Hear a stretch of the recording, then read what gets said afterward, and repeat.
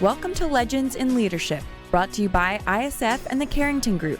Legends in Leadership is an inspirational podcast featuring the stories of leaders who are making a difference. Our goal is to inspire you with the stories of leaders who come from humble beginnings, overcome challenges, and ultimately rise up to make a difference in people's lives.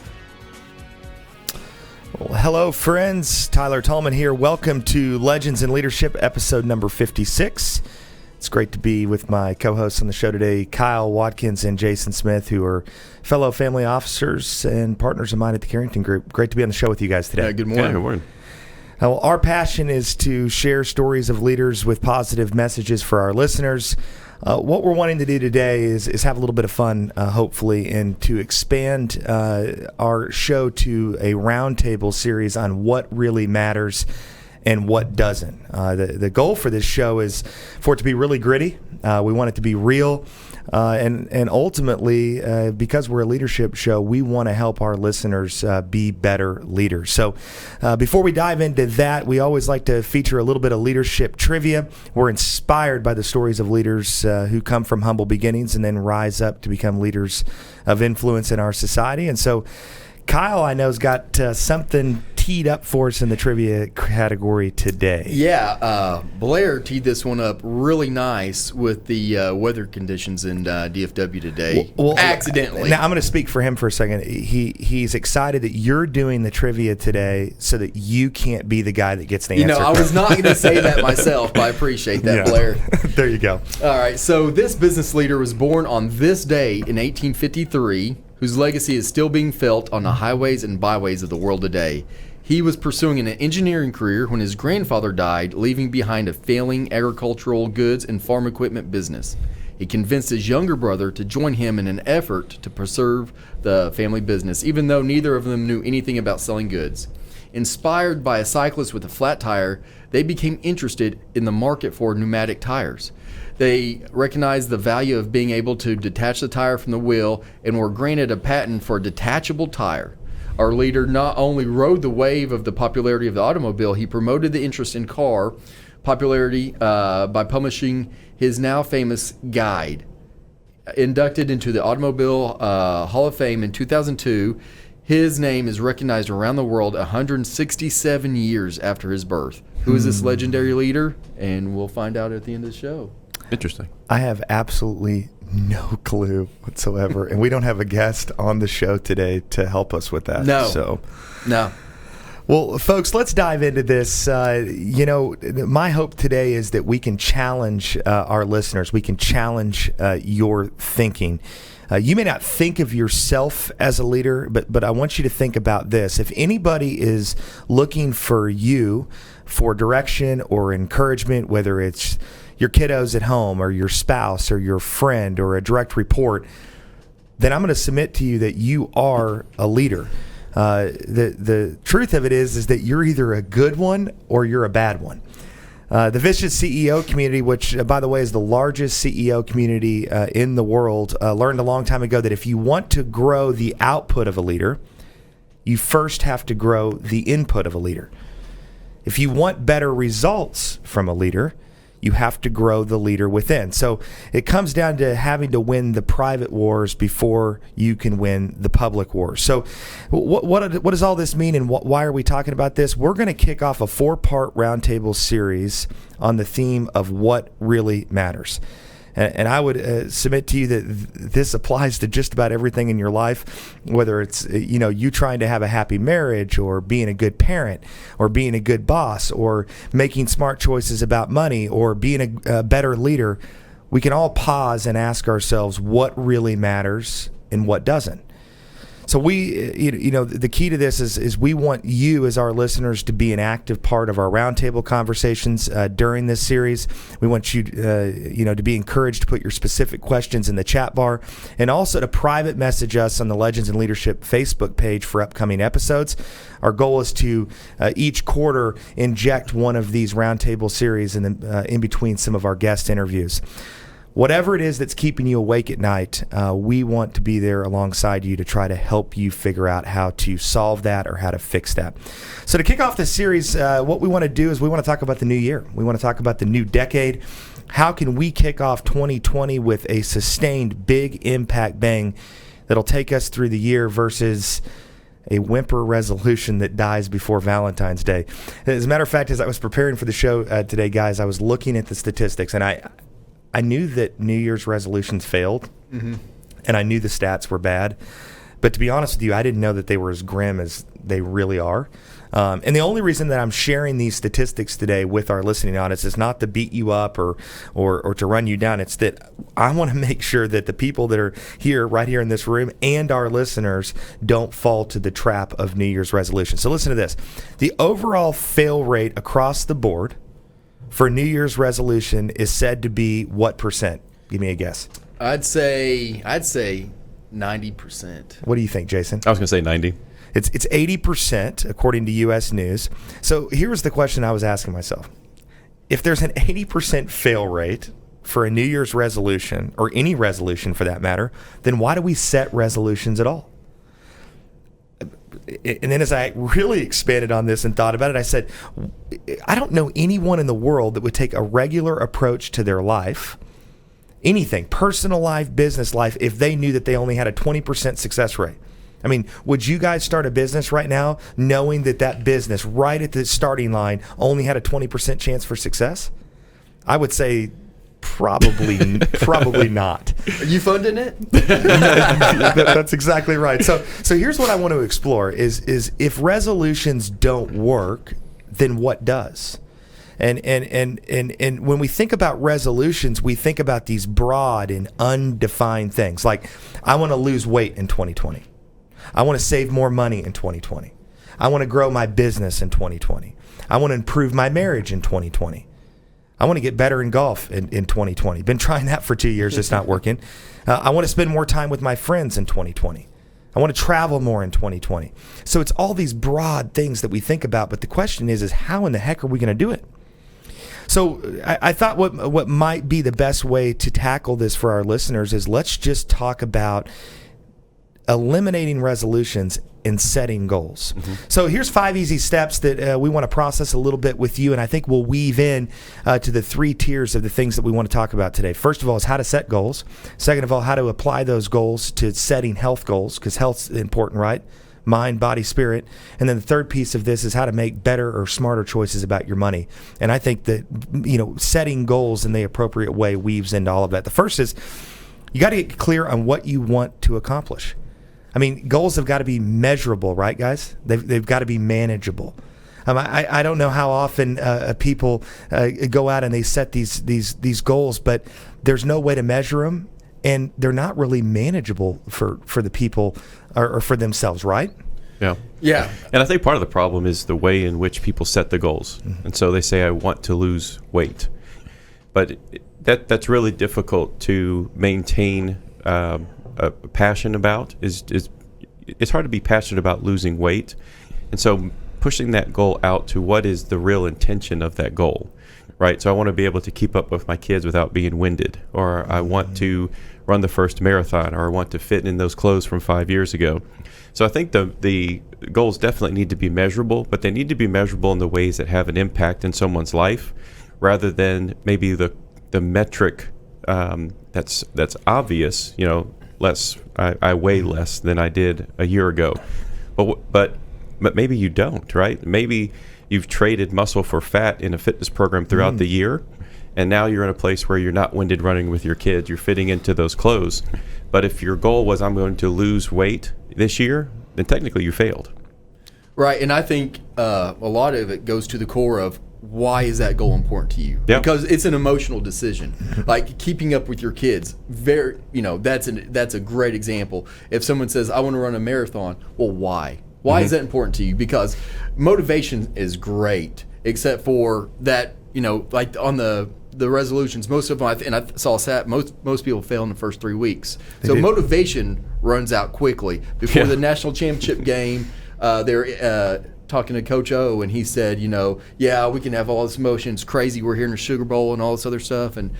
But at the end of the day, after the first play, motivation's gone. You got to play football. That's right. After the first 3 weeks, motivation's gone. So why is this important to you, and how can you manage it, to go back to your point originally?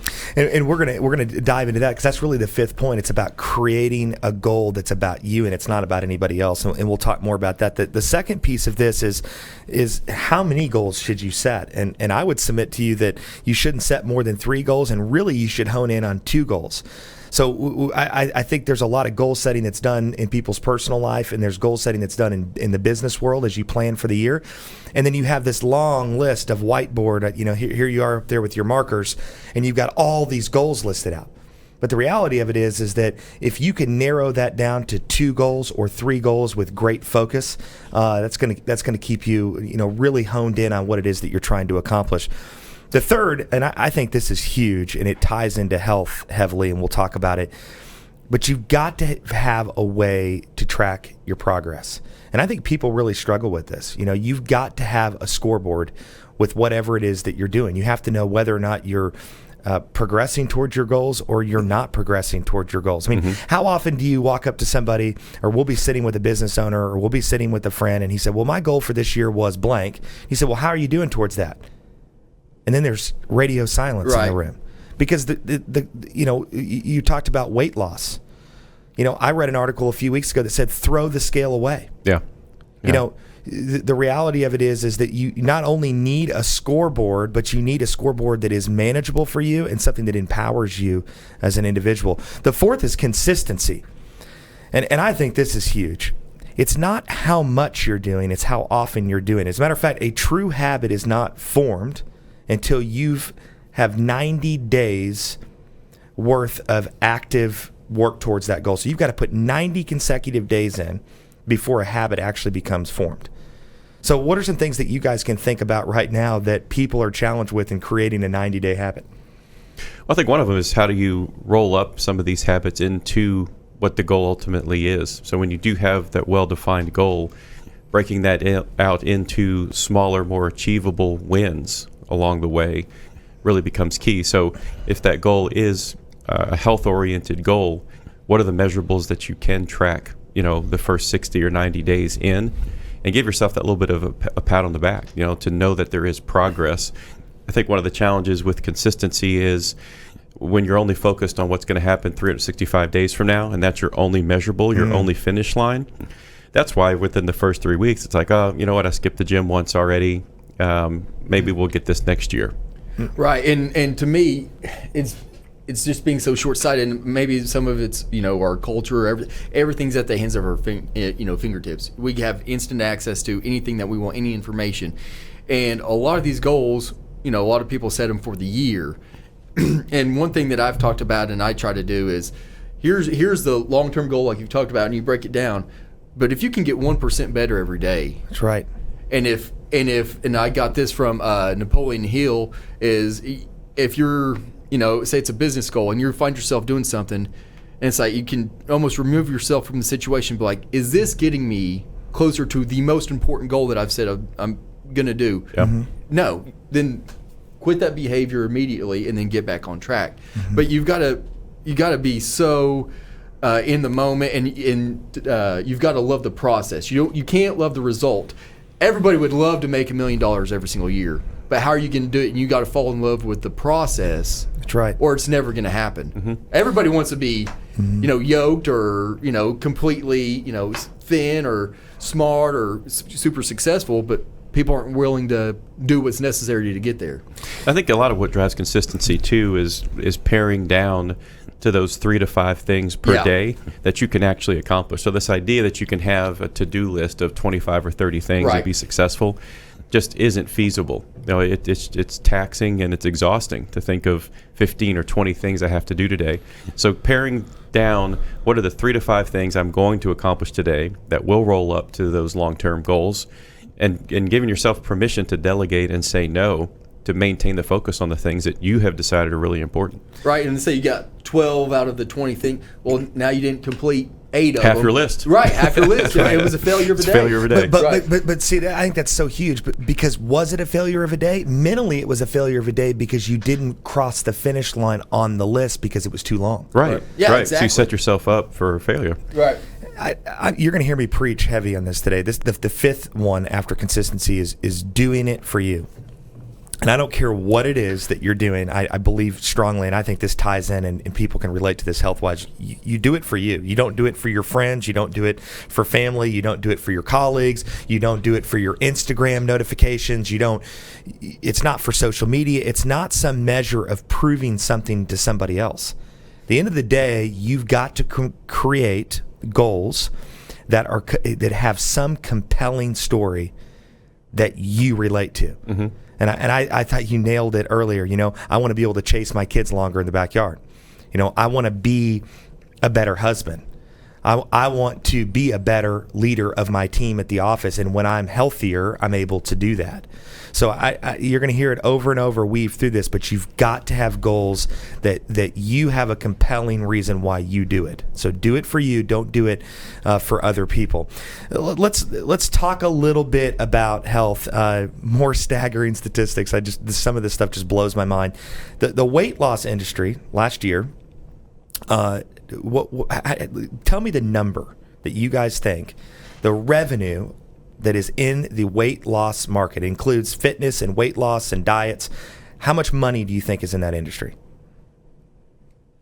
Billions. I was going to say more commas than my bank account, I'll tell you that. Just a $20 billion market last year. Wow. There's 108 million people that are on diets in the United States. Mm-hmm. And this I thought was interesting. 85% of the people that submit to those diets are female. Okay, so it's relatable more to the female. Celebrity endorsers of weight loss. Okay, they went in and they looked at how much money that they're making to be endorsers, and there's a range between $500,000 and $3 million that they make to endorse weight loss programs. So let me say this another way. That means that for every pound that a dieter loses in the United States, some celebrity somewhere is making $33,000. Nice. We lose a pound, a celebrity makes $33,000. So I'm not going to dwell on that too long today, but I want you, as you're driving along today, to think about that a little bit and how that applies to the stuff that you're exposing yourself to in the health market. So let's talk about health. The first piece of this is you've got to start small and you've got to build momentum. I think everybody starts off. As a matter of fact, I was sitting at the club the other day with some friends, and they had some pretty lofty goals, and I was encouraging to them. But we're going to meet at the gym every morning at 5 a.m. We're going to work out till 7:30. They had all this stuff with their nutrition. And I'm going, that all sounds great. However, I don't see that sustainable, right? Mm-hmm. So that goes back to a resolution versus a goal. Mm-hmm. And I think one of the cool things that's happening, which is the second piece of this, is how to harness a community. And there's pros to instant access to things.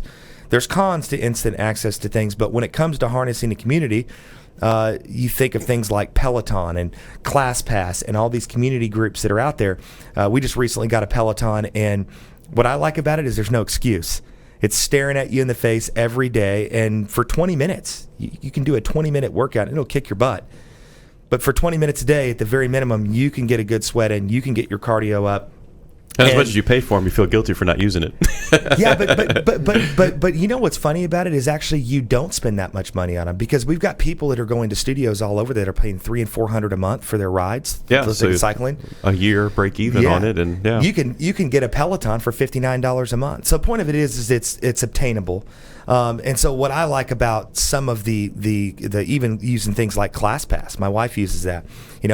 Sometimes time is the issue. So in her job, she doesn't necessarily know when she's going to be available to go work out. Well, guess what ClassPass does for you? It just shows you on demand when there's something near you that you can go to. So start small, build momentum, harness community. Again, this means harness community. This doesn't mean set goals that are about everybody else. They're still about you. I think that's a key piece of this.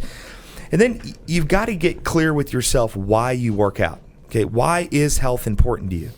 You have to give yourself a reason to do it.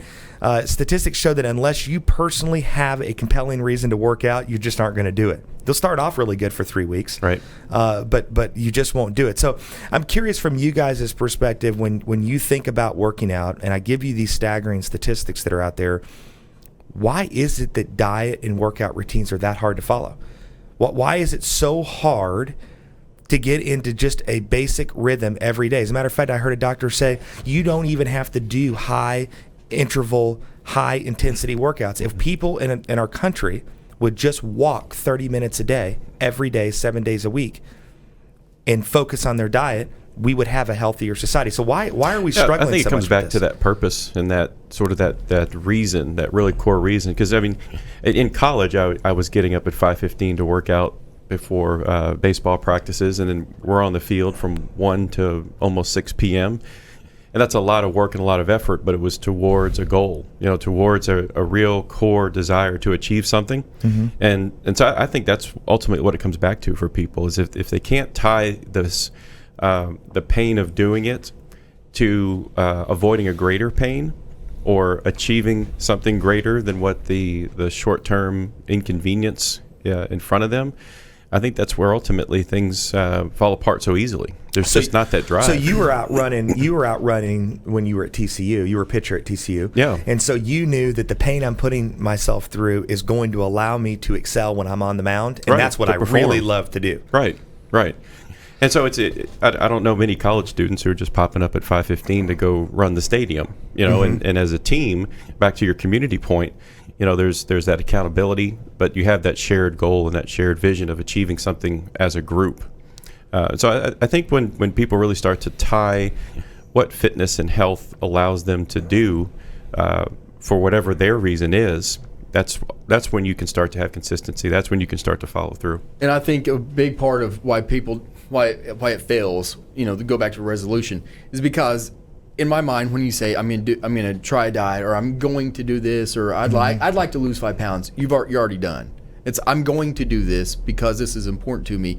But the hardest part, and this goes as health or spiritual or business, is if you're going to make a change, especially in this area, you've got to make a lifestyle change. Mm-hmm. If you're going to be eating completely different, that impacts groceries, meal planning, all those things. If you're going to spend time at the gym, so it's got to be manageable, right? Yeah. So whatever this is that you said, it has to be manageable, mm-hmm. Right? In my next point on here, and I can tell you this did not come from any fitness expert in this country. This is from me, and so if you don't agree with it, it's fine.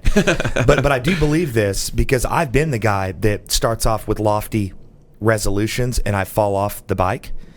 But you've got to reward yourself a little bit. You can't get yourself in a situation where you eat like a rabbit 7 days a week, 365 days a year, and never enjoy your life a little bit. Right. So it's creating this level of moderation, creating manageable goals for yourself. And one of the things that I was thinking about, Jason, when you were just talking about community, I think it's important to make sure that harnessing community is one thing, but you've got to harness the right community. Mm-hmm. So I see folks that go and join, maybe it's classes or join a group, and they're like way ahead of them from a fitness level. And so they start off and they try really, really hard, but they never really feel empowered because the community that they've connected themselves with is really in another place. Yeah, so it becomes more discouraging. Exactly, versus encouraging. Yeah. Yeah. Exactly. And I wanted to mention our guest last week, Donna Richardson, who was on. She's a fitness guru, and she emphasized the importance of realizing that, folks, it's not about your figure. It's not about the way you look. That could be important to you. That could be your compelling why.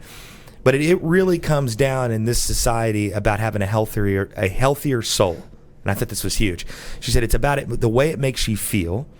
It's about your overall happiness. It's about the stress relief. It's about being an overall better person to those who mean the most to you. It's about you feeling good. And she was even said last week, throw the scale away. Yeah. because the only person that is concerned about that weight is you, and that's not really why you're doing it. If you dig deep and explore why you're doing this, I promise you're not doing it because you're trying to see a different weight on the scale. There's something deeper there. So any other thoughts on health as we move on? And I think that ties into being able to reward yourself as well. Yeah. Absolutely. And one thing I always think is interesting is The Rock, Dwayne Johnson.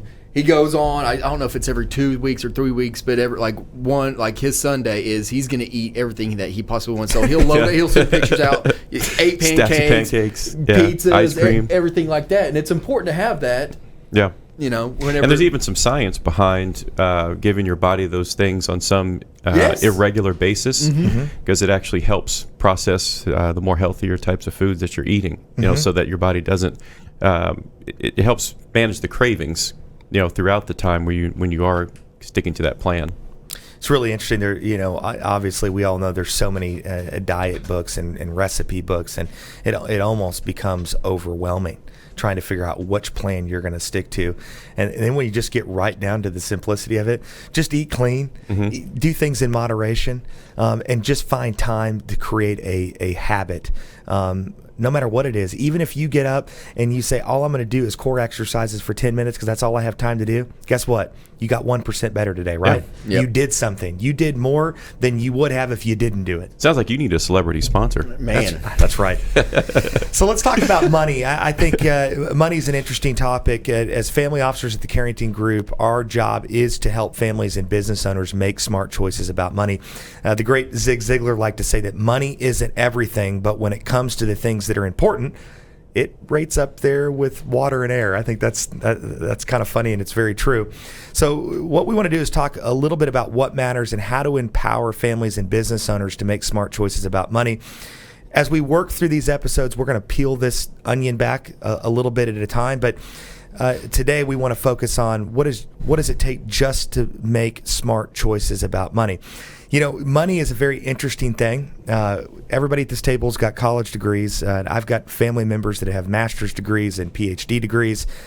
And I find ourselves over the holidays or when we're together discussing all of the money that we've invested in college education. We've never really received any meaningful training at all on things like having a good marriage, or how to be a better parent or being a good parent, or how to make smart choices about money. And so I find that kind of fascinating. And I don't know about you guys, but I would say that these particular areas have a pretty big impact on our sense of well-being and our overall happiness. Wouldn't you agree with that? Absolutely. Yeah. So, Kyle, Jason, and I, you guys know us as the Legends in Leadership podcast hosts on a weekly basis. We are family officers as well, and we work every day to help families and business owners make smart choices about money. And so we're going to unwrap that a little bit. And the first step required is to help make someone make smart choices about money is you have to gain clarity and perspective on what's important to you in your life. And here's what's interesting. When you think about that, doesn't that tie into all the rest of the goals that we're talking about? Yeah. You got to get clarity and perspective on why you work out. You've got to get clarity and perspective on the goals that you're setting in your life and why that's important to you. And you've got to understand, what is a current pain point or inflection at a point in my life that's stirring me to make a fundamental change to the way that I'm approaching my financial life. And that goes for both the personal and professional side. So it comes down to how do you change your habits and your behaviors? Where do you spend your time and your treasures? When the term money is brought up, oftentimes our society thinks of traditional retirement. Time to hang it up. I'm 62, I'm 65, I'm 70. It's time to sit on the front porch on the rocker. It's time Judge Judy comes on 4:30. That's right. It's time to go fishing. It's time to go hunting. It's time to, do all of these things that we say that we want to do. But what's interesting and what we're finding in the family office space, specifically with the folks and the families that we work with, is the concept of retirement has changed. As a matter of fact, this is fascinating research, but they said that a baby that was born in 2019, so last year, will be the first human being to live to 150 years old based on our technology. So people are living longer, And the longer that we live, the more options that we ultimately have. And so, Jason, I know this is something that you've been doing some research on and thinking about, but talk about the key points regarding the evolution of retirement and how that's changed and the way that we're looking at it has changed. Yeah, being in the entrepreneurial space previously and now, through the family office experience, most entrepreneurs that I've come into interaction with get to a point where they enjoy what they're doing, enjoy who they're doing it with. And so the idea of stopping is the opposite of what they've worked towards. Now, there are certainly opportunities to gain back some of the freedom. So freedom of time, freedom of money, freedom of relationships or association is kind of the way Dan Sullivan in Strategic Coach defines freedom. So when you have the freedom to do what you want, where you want, with whom you want to do it with, that ultimately is what most people want to achieve. And it's no longer related to the idea of I need to work for 30 years for the same company, earn a pension so I can have 3 or 4 years of that type of freedom. When our life expectancy was 65 and you worked until 62, you had those 3 glorious years of retirement, right? Yeah. Nowadays, living to 150 or even making it to 90, you will have supposedly lived in retirement a full third of your life if you worked 60 years and lived 30, quote unquote, retired. And when you hear people who live to 100 plus talk about what keeps them going, what do they think is the secret of longevity, many of them talk about purpose, having a reason to get up in the morning, having something that they've committed to do either for other people or for themselves or for the community. And so I think this idea of retirement being this point in time is fading. And I remember I worked for a really large multinational company right out of college, and I think one of the most defining experiences of working for that company was walking by a gentleman's cubicle and seeing a calendar 13 years in the future with a date circled. And so, of course, I had to ask, what's that date? Is that an anniversary? He said, that's my retirement date. That's when I get the golden watch. That's when I can draw the pension. And that's when I get to retire and really live life. So 13 years in the future is when this guy thinks life begins. Wow. And that was eye-opening for me and really encouraged me to reignite some of those entrepreneurial passions and fires in myself and say, man, this isn't for me. I'm not the guy who just wants to count down the days to start living.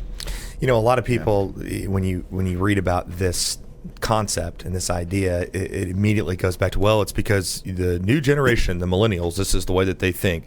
But I would submit it has nothing to do with that. No, it's a complete new way of looking at life because of where we've evolved as a society. Yeah, and I have clients and friends and peers.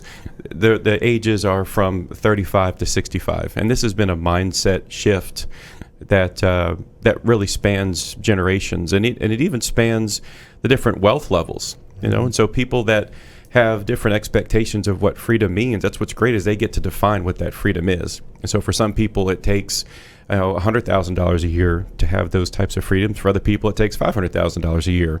And so what it really comes down to is setting up their life in a way that supports the vision of what freedom means to them, rather than save, and someday I'll enjoy it. How is, from your standpoint, Jason, as a family officer at the Carrington Group, what are we doing to help folks identify that specifically, these things that we're talking about that makes us different and distinctive in the marketplace?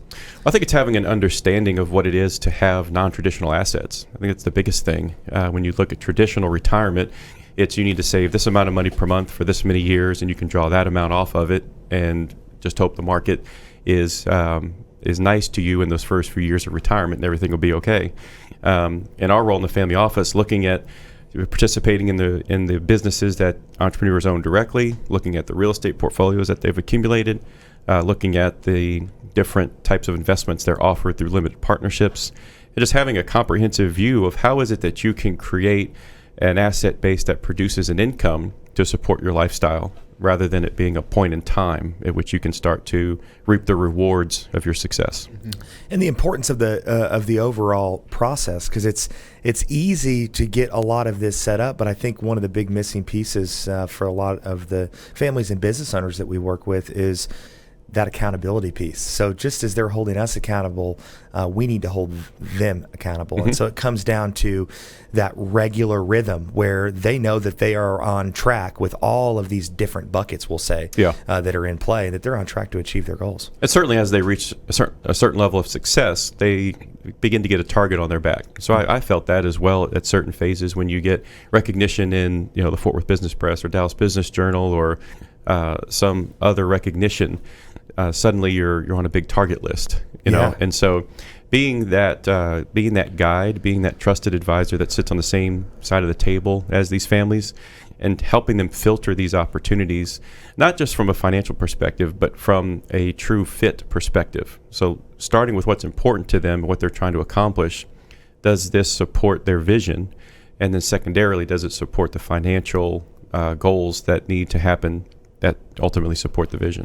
One of the things that we talk about too is and Kyle and I were talking about this yesterday, but it goes back to the old what got you here oftentimes is not going to get you there. Absolutely, yeah. And so these business owners and these families have often, Jason, and you describe it as they've kind of outgrown their team.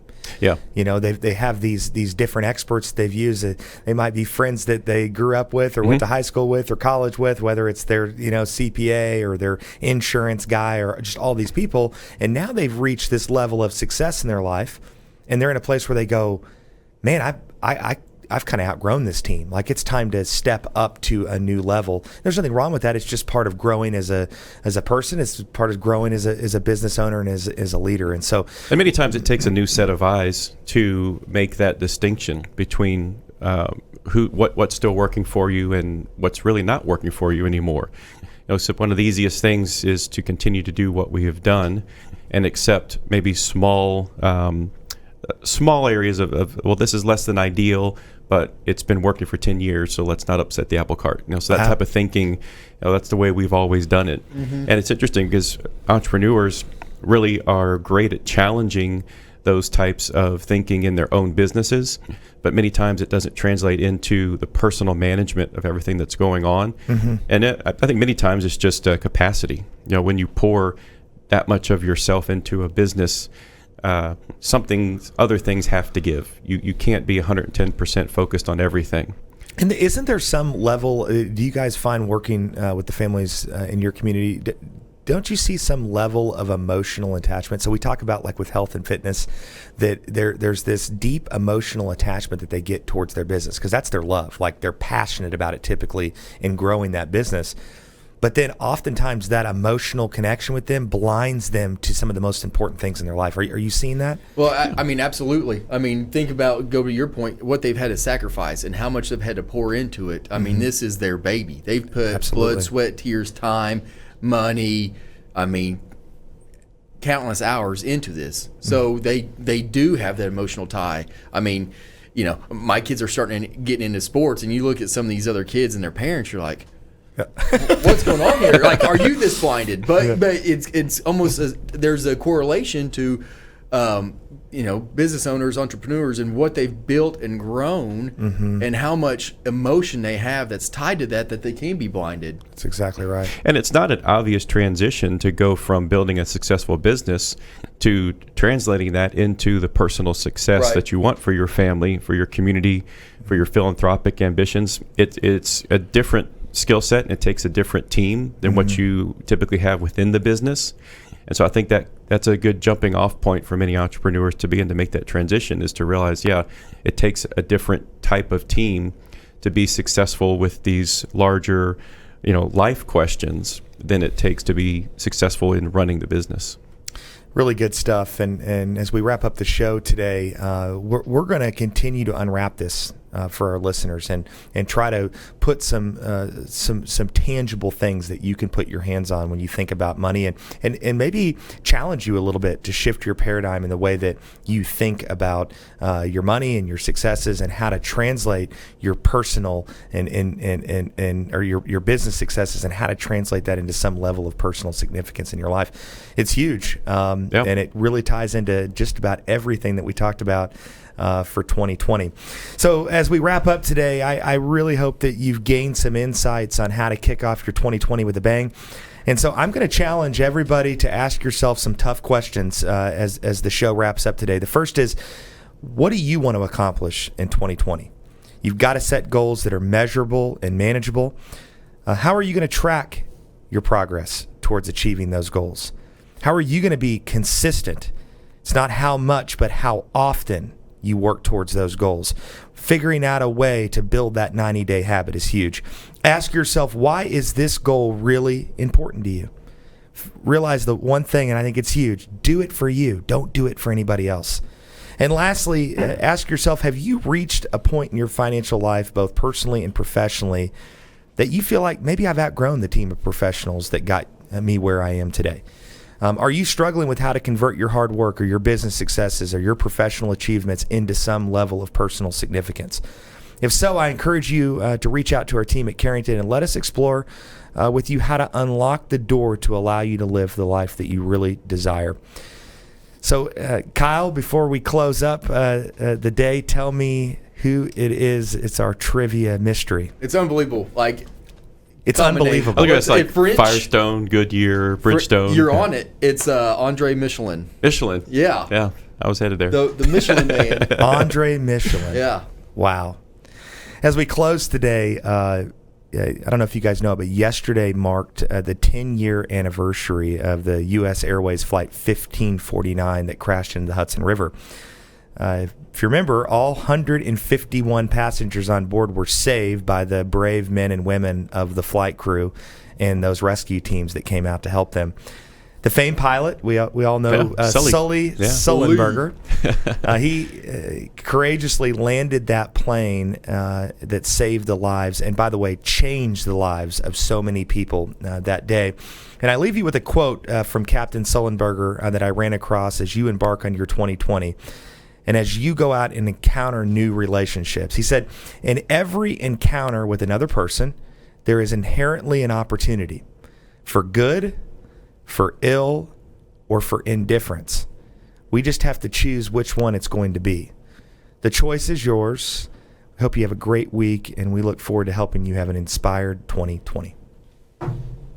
Legends in Leadership is brought to you by the Carrington Group. Carrington Group is a family office with a passion for helping business leaders and their families make smart choices and fulfill their highest aspirations. To learn more about the Carrington Group, visit their website at www.carringtonfo.com or Google Carrington Group, Dallas, Texas. ISF is committed to leadership development for aged-out foster care and orphaned youth. ISF's mission is to transform these youth into tomorrow's leaders with scholarships, mentoring, and leadership training. To learn more about ISF, visit their website at isfsite.org or Google International Student Foundation to learn more. Securities offered through Regulus Advisors, LLC, member FINRA/SIPC. Investment advisory services offered through Regal Investment Advisors, LLC, an SEC-registered investment advisor. Regulus Advisors and Regal Investment Advisors are affiliated entities. Carrington Group and this broadcast are independent of Regulus Advisors and Regal Investment Advisors.